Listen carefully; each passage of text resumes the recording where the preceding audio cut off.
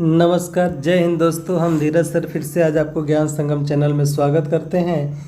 आइए साइंस के कुछ महत्वपूर्ण 40 प्रश्नों के साथ इस सेशन की शुरुआत करेंगे। शैवालों का अध्ययन कहलाता है फाइकोलॉजी। फाइकोलॉजी में शैवालों को अध्ययन किया जाता है। प्रोटीन का पाचन होता है। प्रोटीन का पाचन हमेशा छोटी आंत में होता है। मनुष्य की पाचन क्रिया कहाँ से प्रारंभ होती है? तो उसके मुख से। गुणसूत्र क्रोमोसोम की खोज किसने किया था? वाल्डेयर ने इसकी खोज किया था। मानव में क्रोमोसोम की संख्या है।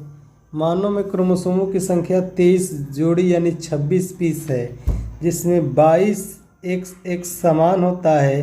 एक पुरुष में अधिक होता है 23वां गुणसूत्र, जिसमें एक्स और वाई यानी लड़का या लड़की होना किस पर निर्भर करता है? तो पिता पे ये निर्भर करता है। गुणसूत्रों का निर्माण होता है क्रोमेटिन नामक पदार्थ में।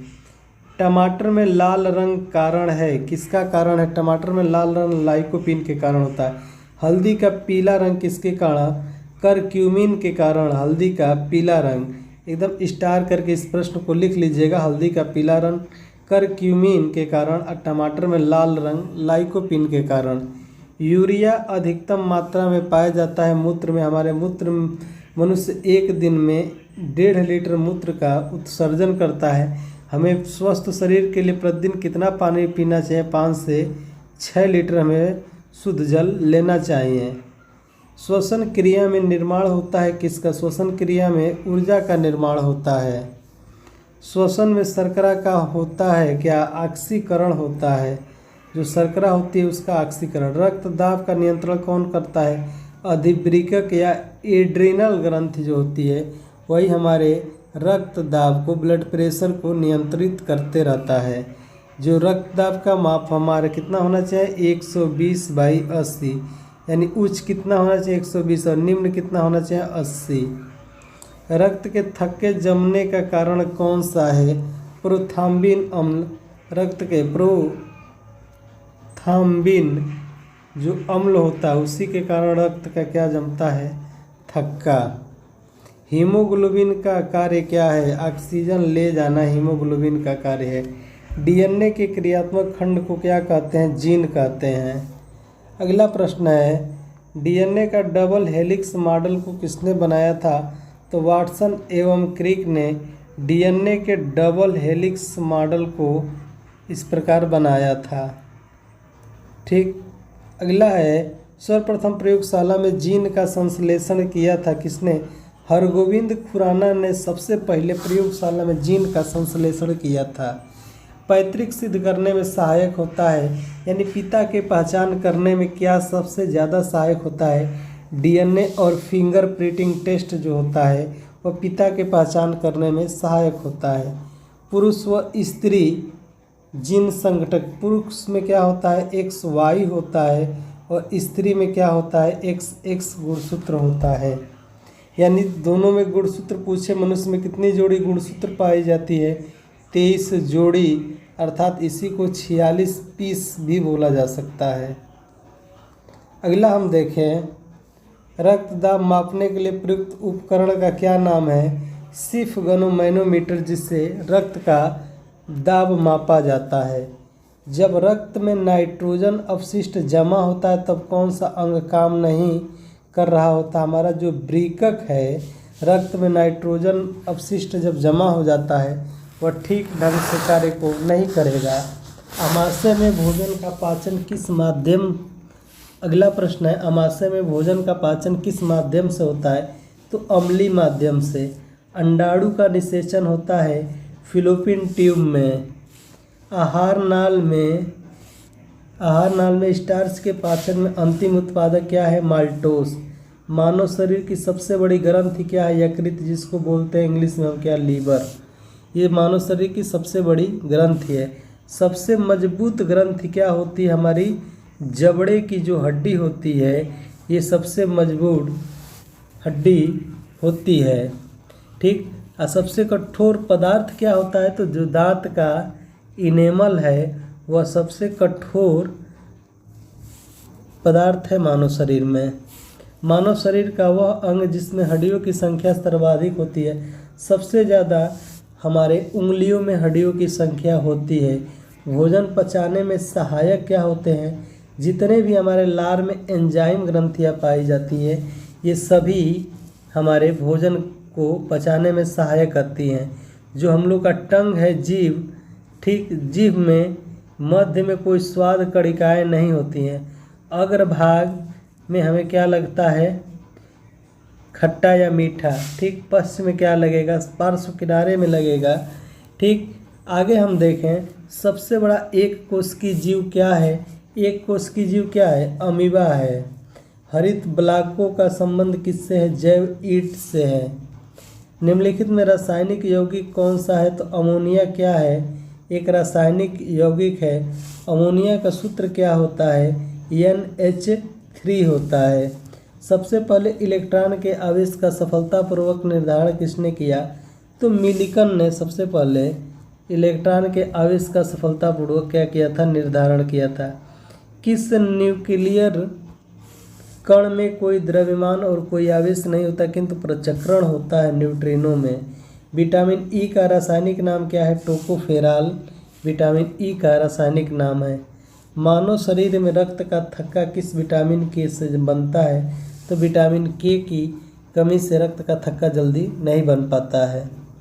आगे हम देखें, स्थिर वैद्युत अवक्षेपित का प्रयोग किसके नियंत्रण के लिए किया जाता है? वायु प्रदूषण के नियंत्रण के लिए। निम्न में कौन सा एक प्रकृति में अणुचुंबकी है? क्या है प्रकृति में अणुचुंबकी? क्या है? O2, यानी जिसे ऑक्सीजन कहा जाता है। विद्युत उत्पन्न करने के लिए कौन से धातु का प्रयोग होता है? तो यूरेनियम का प्रयोग किया जाता है। न्यूनतम तापमान पैदा करने के लिए निम्नलिखित में से किस सिद्धांत का प्रयोग किया जाता है? अतिचालकता का प्रयोग किया जाता है। लॉ ऑफ फ्लोटिंग सिद्धांत की खोज किसने की थी? तो आर्किमिडीज ने तैरने के नियम के प्रतिपादित किया था। इस सदी की शुरुआत में हवाई जहाज़ का आविष्कार किसने किया था? तो वो दो भाई भी बहुत अच्छे थे, राइट ब्रदर्स, जिसने हवाई जहाज़ का आविष्कार किया था। पृथ्वी एक बहुत बड़ा चुंबक है। इसका चुंबकीय क्षेत्र किस दिशा में इंगित करता है? हमेशा वो नॉर्थ से साउथ, यानी उत्तर से दक्षिण या दक्षिण से उत्तर की ओर। अगला प्रश्न देखें, जिन तत्व में परमाणु में 2 प्रोटॉन, 2 न्यूट्रॉन और 2 इलेक्ट्रॉन हो, उस तत्व का द्रव्यमान संख्या कितना होता है? 4 होता है। दांतों में क्या होता है? दांतों में क्या होता है? पाया जाता है कैल्शियम पाया जाता है। कैल्शियम का Ca, जिसका परमाणु क्रमांक होता है 20। दांत जहाँ गड़े होते हैं उसको क्या बोला जाता है? इसको इनेमल बोला जाता है। यही हमारे मानव शरीर में सबसे मजबूत भाग पाया जाता है। निम्नलिखित में किस तत्व का संबंध दांतों के विकृति से है? किस तत्व का संबंध दांतों के विकृति से है? तो देखेंगे फ्लोरीन का जो संबंध है दांतों के, यदि हमारे मुंह का जो pH मान है 5.6 से कम होने लगता है तो दांतों का क्षय होना प्रारंभ हो जाता है। हृदय की धड़कन को नियंत्रित करने के लिए कौन सा खनिज आवश्यक है? तो पोटेशियम आवश्यक। किसी तत्व के रासायनिक गुण निम्न में कौन तय करता है? तो इलेक्ट्रॉनों की संख्या तय करता है। निम्नलिखित में कौन सी इलेक्ट्रॉनिक संरूपण धातु के लिए है? तो कैल्शियम है, जिसका परमाणु क्रमांक क्या होता है? 20 होता है, 2882।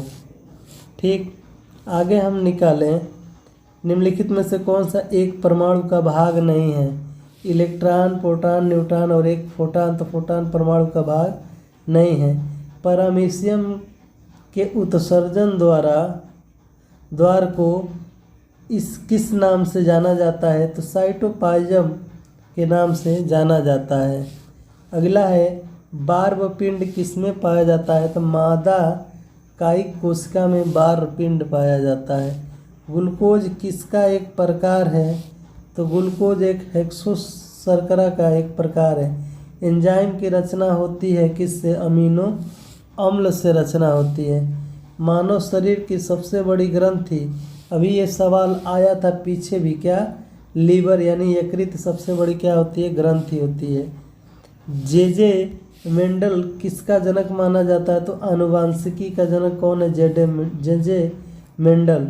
वाहन चालक हेतु पीछे का दृश्य देखने के लिए किसका उपयोग किया जाता है? तो उत्तल लेंस का उपयोग किया जाता है। और आगे के हेडलाइट में अवतल लेंस का उपयोग किया जाता है। महान वैज्ञानिक आर्किमिडीज किस देश से संबंध थे? यूनान से।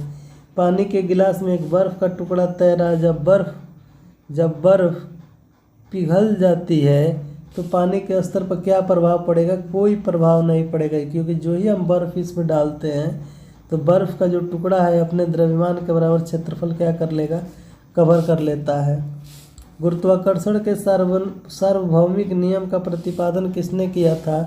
तो न्यूटन ने प्रतिपादित किया था। लॉ ऑफ प्रिंसिया बुक लिखे थे और उसमें 3 नियम प्रतिपादित किए थे। निम्नलिखित में कौन सा केजी द्रव्यमान के पिंड पर कार्यशील पृथ्वी के गुरुत्व बल का सही मान है? जो स्मॉल जी का मान क्या होता है, यही पूछ रहा है कि स्मॉल जी का मान 9.8 न्यूटन होता है। आगे हम देखें, व्यावसायिक मोटरों में किस प्रकार के चुंबक का उपयोग किया जाता है? तो विद्युत चुंबक का उपयोग किया जाता है। मानव के वे 2 महत्वपूर्ण भाग कौन है जिनमें चुंबकीय क्षेत्र का उत्पन्न होना क्या है? अनिवार्य। हृदय एवं मस्तिष्क, ये मानव के 2 महत्वपूर्ण भाग है जिसमें चुंबकीय क्षेत्र का होना क्या है? अत्यंत अनिवार्य है। विद्युत चुम्बक बनाने के लिए प्रायः किस पदार्थ के छड़ का उपयोग किया जाता है? तो नरम लोहे के। विद्युत चुम्बकीय प्रेरण की खोज किसने की थी? तो फैराडे ने की थी। अगला देखें, टार्च से किस प्रकार के प्रकाश पुंज की प्राप्ति होती है? टार्च से संतृप्त प्रकाश पुंज की क्या होती है? प्राप्ति होती है। सामान्य नेत्र की रेटिना पर बनने वाला प्रतिबिंब होता है वास्तविक और उल्टा। हमारे नेत्र पर जो प्रतिबिंब बनता है 1/10 सेकेंड के लिए बनता है। नेत्र लेंस में समायोजन की क्रिया होती है, क्या होती है? सिलेरी पेशियों के द्वारा होती है। निम्नलिखित में कौन उत्तक का उदाहरण है? तो रक्त किसका उदाहरण है? उत्तक का। अगला प्रश्न हम देखें, मास्ट कोशिकाएं पाई जाती है किसमें?